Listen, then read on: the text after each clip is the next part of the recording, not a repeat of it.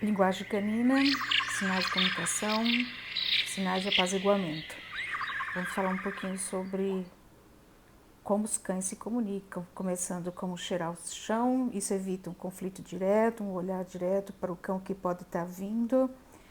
O sentar também diminui o estresse, não fica em estado de alerta. O bocejar nem sempre é sono e possivelmente é um apaziguamento. Isso tanto para humanos como também para outros cães. E o que vale é vocês entenderem que depende muito do contexto, todos os sinais, todos os comportamentos, toda a linguagem. O lamber o focinho nem sempre, porque acabou de comer, né? Então isso acontece quando ele está querendo apaziguar. E por incrível que pareça, coçar também. Se ele não tiver um contexto em determinado momento, por exemplo, ele tem pulga ou por acaso outra alergia, isso também é um sinal de apaziguamento, virar a cabeça. Aí é mais interessante que o tempo todo os cães estão virando a cabeça e os tutores muitas vezes não entendem, os humanos muitas vezes não entendem. Então ele parte do virar a cabeça e se não der certo, ele sai, vira o corpo inteiro, sai de perto. O deitar, né, que ele faz mais do que sentar, isso é também um sinal de apaziguamento, faz com que o conflito diminua, o estresse diminua, o nível de conflito pode diminuir através do deitar. E o mais interessante, o chacoalhar, assim que ele se sente, ele alivia o estresse que está passando. São sinais mais comuns e nesse momento os tutores entendem mais. Olhar de baleia. Quando isso acontecer, pessoal, saia de perto e pare tudo que vocês estão fazendo. Um sinal e uma comunicação bem simples é ficar de costa. Significa muita coisa, não significa relaxamento, significa que talvez não queira mais uma comunicação direta, quer seu tempo, aí ele, tanto que ele vira, pega uma orelha e tá roendo a orelha e quer ficar na dele, né?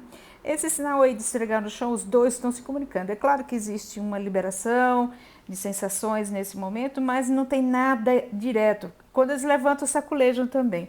Cheirar pontos como ânus, como até os pipis, entendeu? Isso faz com que eles comecem uma comunicação, porque ele, de certa forma, ele está se propondo, vem aqui e me conheça.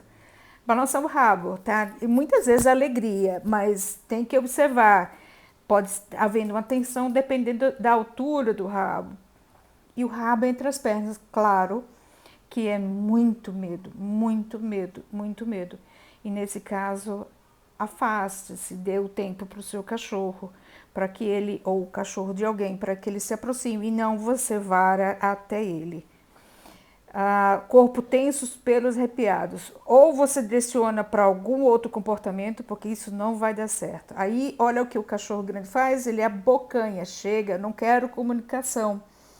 Isso ele não foi para morder, ele foi só para parar. Possivelmente é o filhote, e esse filhote estava demais para ele, e o filhote ainda não entendeu, ou entendeu um pouco mais na frente. Aí sim é submissão, ele está submetendo a situação, mas o tutor ou não está entendendo, ou está fazendo de propósito, e ele está falando de todas as formas, mesmo assim não deu certo, então ele começa a tentar abocanhar. E esse é sinal que vocês não podem chegar perto. Note que quando ele entra em conflito com o outro, ele deita.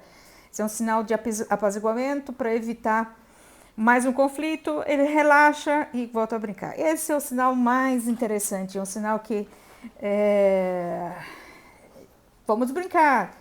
É o play balls, entendeu? E é mais gostoso. Aí já chegou o final, né? Rosnou e mostrou os dentes. Não se aproxime. Eu não quero que você chegue próximo. Mas a gente não entende. Eu consigo aliviar a situação, eu posso tocar. Não, não se aproxime. Ele vai morder. O latir e o rosnar é um dos sinais. Chegou aí, você está dizendo, venha, não venha, ou não está legal para mim, não se aproxime. Fique onde está. Muito interessante essa parte. Piscar os olhos é também um sinal. E você vê tudo junto agora. Rabo balançando, piscou o olho, orelha para trás, sentado de lado, virou o rosto. virou, não entra em conflito direto, pisca várias vezes os olhos. Aí aos poucos ele vai subir de costas para evitar mais um conflito, o conflito direto, e corre. Senta novamente.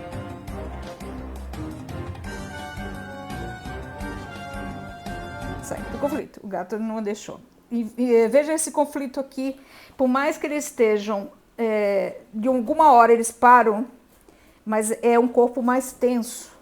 Já esse aí é uma brincadeira, você vê que tem as mordidas, você vê que tem abocanhado, esfregar entre um e o outro, mas é o corpo relaxado.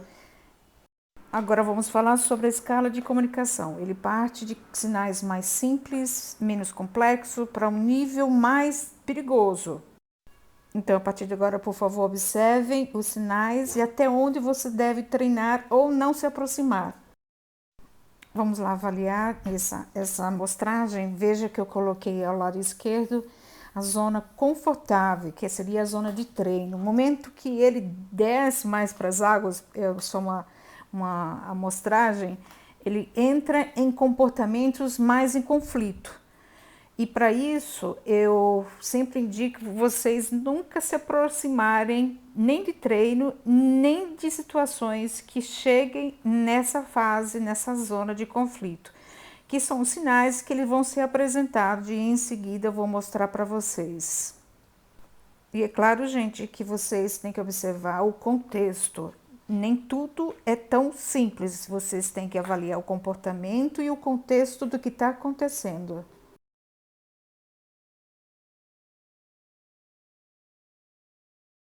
Analisando o contexto, e também pode apresentar outros sinais, não só um simples lamber o nariz, ele começa primeiramente bocejando, sacolejando, olhando de lado, ele começa a fazer movimentos de sair de perto, sair da aproximação, logo em seguida ele parte para dar talvez um latido para não se aproximar, em seguida ele pode abocanhar e por fim ele morde, mas para que ele chegasse a tudo isso, ele já apresentou esses sinais há muito tempo. Por isso também que é muito importante que você conheça esses sinais para não chegar nessa zona de conflito e tirá-lo nesse momento ou não se aproximar, se for o caso.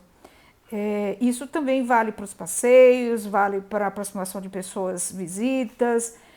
O cão tem o direito de não ser tocado, de não estar aproximando, de se sentir desconfortável. E cabe ao tutor entender e conhecer a leitura desse comportamento. E claro que se ele tiver uma boa socialização, esses sinais eles se aproximam mais dos sinais de apaziguamento, dos sinais mais simples.